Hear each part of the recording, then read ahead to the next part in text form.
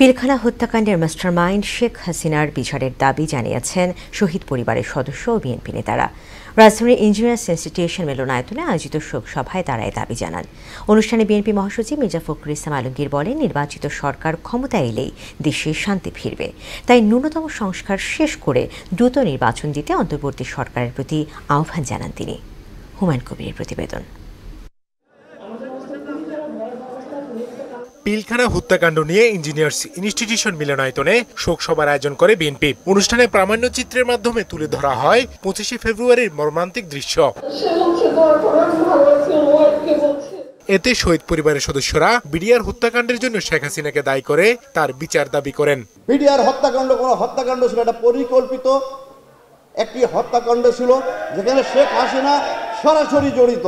বিচার হবে যদি আমাদের সার্বভৌমত্ব সফলভাবে রক্ষা করা হয়। বিচার হবে যদি পিলখানার মতো জঘন্য হত্যাকাণ্ড বাংলাদেশের ইতিহাসে আর না হয়। আমি চাই না অন্য কোনো পরিবার ফেস করুক যেটা 16 বছরে আমাদের ফেস করতে হয়েছে। প্রতিবেশী রাষ্ট্র এবং শেখ হাসিনা মিলেই এই হত্যাকাণ্ড সংগঠিত করেছে বলে অভিযোগ করেন বিএনপি নেতারা। বিডিআরের এই যে হত্যাকাণ্ড, এটি ছিল একটি পরিকল্পিত হত্যাকাণ্ড। এর সাথে জড়িত ছিল আমাদের প্রতিবেশী রাষ্ট্র এবং এর সাথে সংশ্লিষ্ট ছিল আওয়ামী লীগের নেতৃবৃন্দ, প্রধানমন্ত্রী এবং অন্যান্য গুরুত্বপূর্ণ ব্যক্তিরা। পার্শ্ব প্রতিবেশী রাষ্ট্রের সাথে মিশে আধিপত্যবাদ বিস্তারের জন্য, নিজের ক্ষমতা বাড়াবার জন্য 25শে ফেব্রুয়ারি সেই দিনটাকে একটা কলঙ্কিত দিন হিসাবে এত বড় ঘটনা ঘটাতে পেরেছে।